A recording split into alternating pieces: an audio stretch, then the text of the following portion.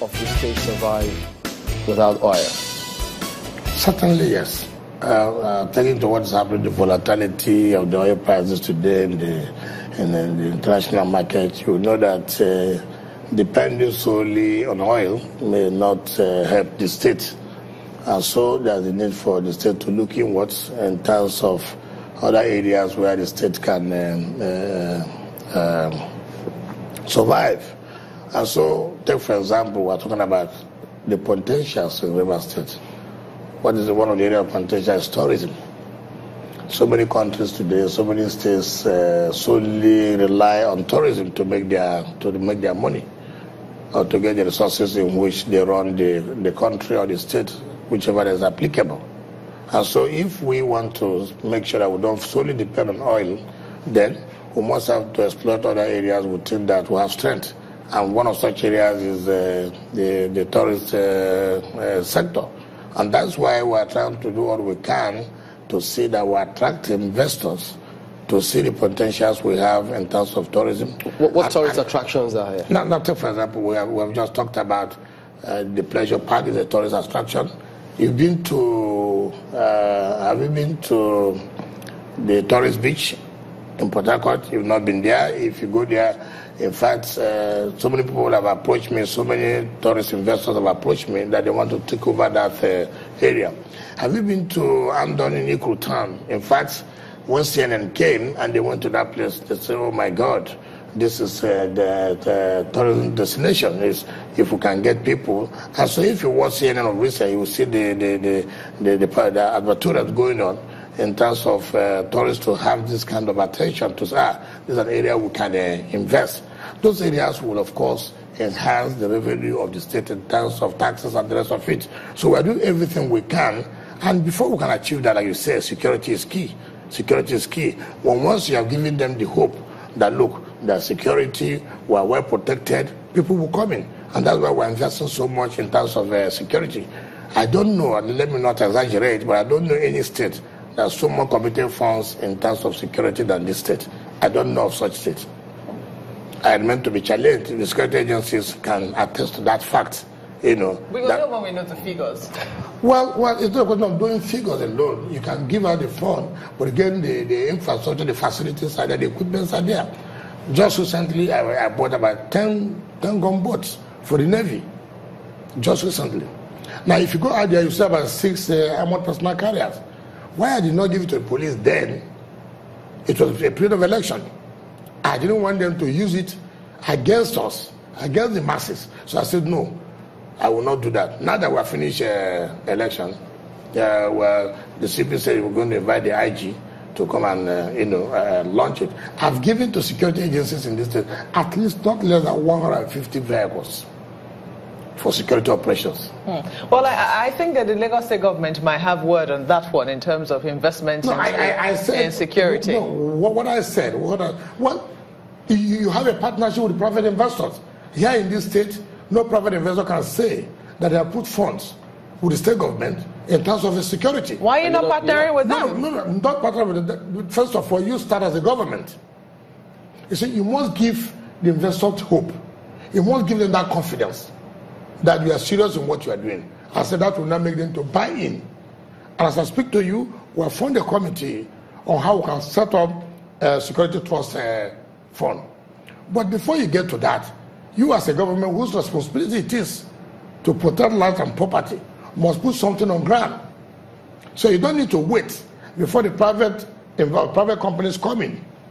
So you have to do something that private companies or private individuals will not say, yes, I think we have confidence in this government that they are serious in what they are talking about. We can see what they are doing. So that's where we are now. So if we now begin to talk about Lagos State and North, with all due respect, we must have to face a reality.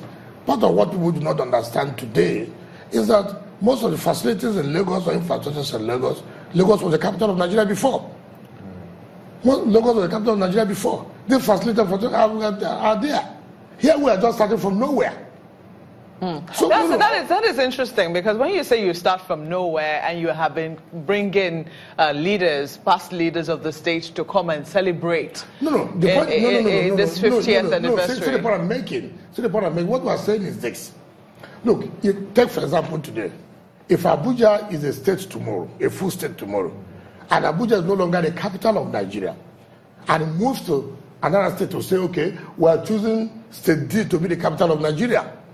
Those facilities or infrastructures, the federal government, the road network that they have done in Abuja, you can't move it.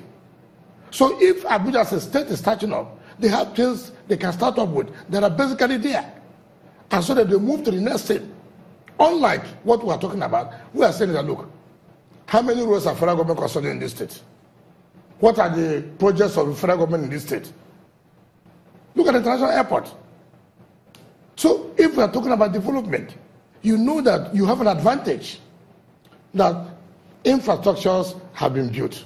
All you are doing now is to capitalize on that and move to the next level. We weren't talking about infrastructure. We were talking about security, and you were saying no other state in this country. I do not think. I didn't say for certainty. You do not but think. I said with the information I have, and that's why I said to the point that when you mentioned Lagos, I said, look, Lagos is not only purely Lagos State.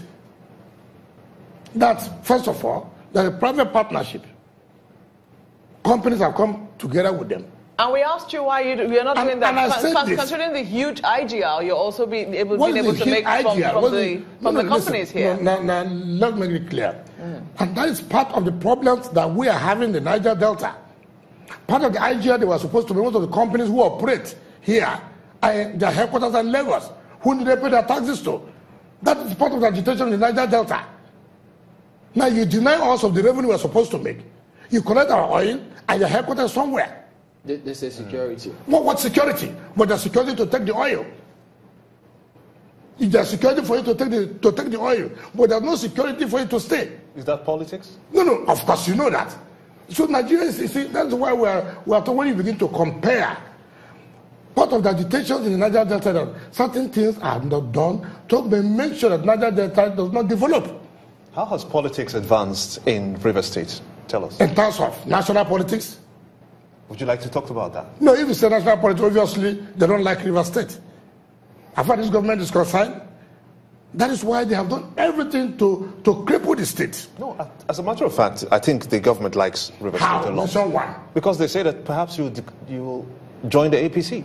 Why should I join APC for that of development in a state that produces the wealth of the nation? So you are not going to move on? Why should I do that? Even with the challenges? Even when Nigerians are disappointed with the APC? No, you particularly have a lot of challenges. Nigerians are disappointed. Why should I be there? I should be where Nigerians are. You are the ones who saw the APC to win the election in Nigeria. It is the media. Today, look at it. What can anybody show for it? All you see is witch hunting. Your Excellency, the media were just doing their job. No, I don't know about selling their job at that time. Do the same job now. Do the same job now. Which is what they're not doing anything. You're keeping quiet. And that's what Nigerians are saying that. You see, the point we're making is that the kind of things that happen in this country is very funny. I do know that when Jonathan was in power and he wanted to remove the oil subsidy, you people came up with Occupy Nigeria. That Nigeria will come down if they try to remove oil subsidy. Nigerians or the East? It is the media carried the propaganda. The media led the war. It's true. Then the man even said, I'm not removing the full subsidy. It will be partial subsidy. He said, no. Now a government came and removed the entire subsidy. Nigerian labor couldn't even be organized to say they were going on strike. But the media reported what they saw. What did they report? At the time. The media have not reported anything correct. It's not the truth of the matter. Excellency, I hope that we're reporting you correctly now and that your image is not being distorted as it's going out on air. No. The point of this is a live program. So Nigerians are hearing it. Yeah. It's not a question of, you see, you must differentiate. Take, for example, Nigerians are watching this program. So even if you guys say different, they say, no, we'll watch it. That's a different thing. But what I'm saying live is different. The point we're making is that, for Christ's sake, see what is happening in this country today. Look at the fight against corruption, which ordinarily everybody should support. That we are fighting against corruption, which is a canker one in our system. But look at the fight against targeted individuals. Are they corrupt? Why should you target an individual to be corrupt? Is it the, take, for example, that's the question. Are they corrupt? How do you know they're corrupt? It is only the court that will determine who's corrupt. So how would we know by you to say that somebody is corrupt? Let me tell you something. You know, I raised an alarm because I understand the system. I knew when they plotted it. Does the money belong to River State? Of course. Nigeria will be stunned with what we are waiting. I think they said they have set up a committee. They are waiting for the report. Did they invite us? To who that were laying claim? Have they invited us? What evidence do we have? Look at the kind of abracadabra happening in Nigeria. Is it true that your grievances is not with the APC-led government, but an internal fight? Now that you have a situation where you and your colleague, your counterpart from Ekiti State, Mr. Ayodele Fayose, for instance, are fighting, having infightings, what's going to be the outcome of that? Who's fighting with who? You are in the same camp with Ayodele Fayose. What camp is that? Against Sheriff. Oh, that is a mistake we're making. That somebody has his own view does not mean that you are in the same camp with somebody. If two of us, maybe, luckily, we will hold the same view on an issue, does not mean that we're in one camp. We disagree on so many issues. We agree on so many issues. The issue of Sheriff, anybody who loves this country, anybody who loves PDP, who believes in PDP, cannot talk about Sheriff. For Christ's sake, go and see what's happening in most states that is being governed by APC. The states that we have the party structures, Sheriff and co, in order to make sure that the PDP does not participate in local government elections, try to go and sell out the party by writing to the state party, the state INEC, that no, we don't recognize those party structure. And to see, these are the things that very funny. A man who says he lost PDP, see what they have done in Jigawa State, see what they have done in Benue State, to make sure that the so-called party, the party he said he lost, does not win in that election. What kind of system are we running?